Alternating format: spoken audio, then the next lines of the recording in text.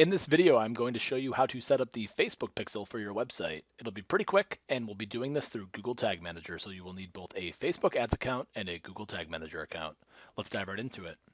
The first thing you're going to want to do is head over to business.facebook.com. There will be a link down below in the description, and you should see a dashboard that looks similar to this. The first thing you're going to want to do is head over to Data Sources on the left-hand menu and go to Pixels. Now you're going to see a couple of pixels that I have set up. Once you create a pixel, you cannot delete it, but no worries. You can have a pixel on your Facebook domain, and then they can just kind of sit here dormant, and you can kind of rename them, so no worries from that standpoint. In order to create a pixel, click the Add button on the top of your screen.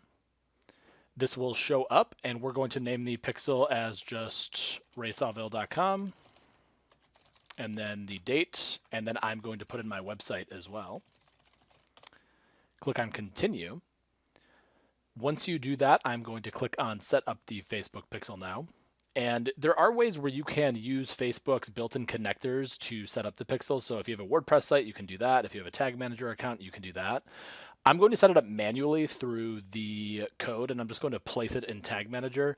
And the reason I like doing that is because I like to have just a little bit more control, and this adds more flexibility down the line for you. So I highly recommend you go this route as well.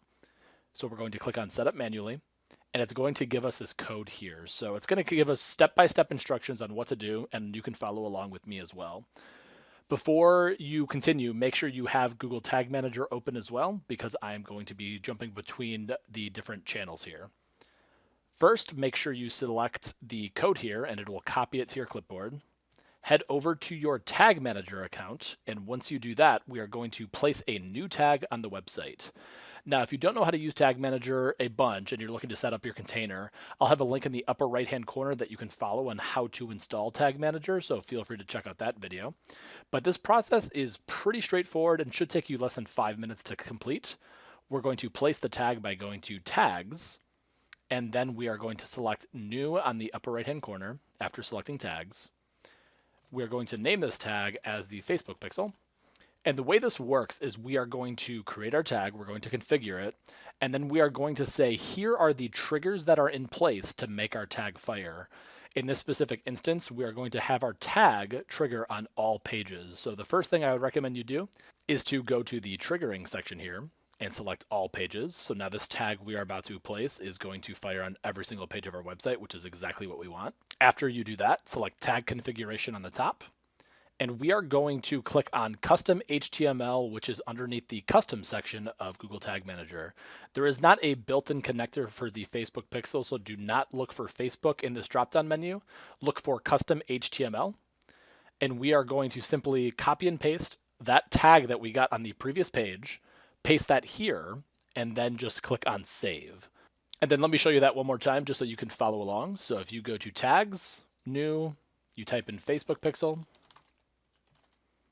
tag configuration, custom HTML, place it, and then you have it trigger on all pages.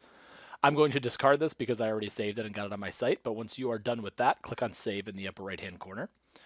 And then it's as simple as that. By you following those steps, your tag and your pixel should be placed on your website. So once that is placed in Tag Manager, you need to click on Submit to ensure that it's live and published on the active version of your site. So I will name this as the Facebook pixel placement. So you click on Save in the upper right-hand corner, click on Publish, give it a name, and then click on Publish again. This is a very important step. If you do not do this, the pixel will not be live on your website, and you might be troubleshooting and saying in the comments, Ray, why didn't this work out? Well, I would check the Publish sections to make sure that that was published for you. Once that is published, let's head over to my website to see if it is on there. So let's go back to Facebook Business Manager. Look at this Facebook pixel. So this Facebook pixel here is ending in 86630. You can see that on the top section of the screen here, 86630. And then we want to get the Facebook Pixel Checker, which is a Chrome extension, which I will place down below in the description. You can download this Chrome extension, and it will easily tell you if the pixel is placed on your website, or you can look at the source code if you're comfortable with that. Here's my website. I'm going to refresh it. And again, we are looking for the pixel ending in 86630. I am on my website here. And if you look at that Chrome extension that you just installed, you'll see the Facebook Pixel Helper here. And I have it ending in 86630. Beautiful. The pixel is now placed properly on my website. You can also take a look at the source code on your website as well to ensure that the pixel is placed properly. That's another option that you can look at. Once you do that, we can head back to Business Manager in Facebook again to ensure that our pixel is firing properly. So we can click on the pixel that we installed, go to Open in Events Manager. It's going to take us to that pixel that we just installed here. And now we can exit out of this helper here, and we can review that the pixel is placed properly by testing events on our pixel. So if we go to Test Events here, type in our website URL into the browser. We can then also test it by opening up the website, going back to the pixel, and now you can see that the page view was successfully processed within Facebook ads, meaning that I can now track users and I can configure the pixel to fire additional events like conversions, transactions, form fills, all that good kind of stuff, and we can build remarketing audiences as well.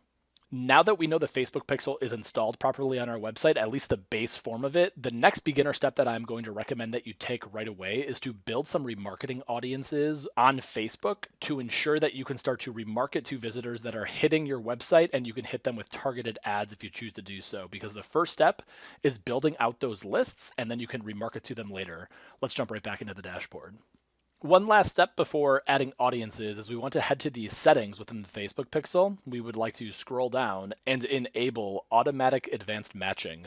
This is going to mean that we can send over information like email, gender, city, state, first and last name, all that type of information back to our pixel. It's going to allow us to gather more user information so we can target appropriately.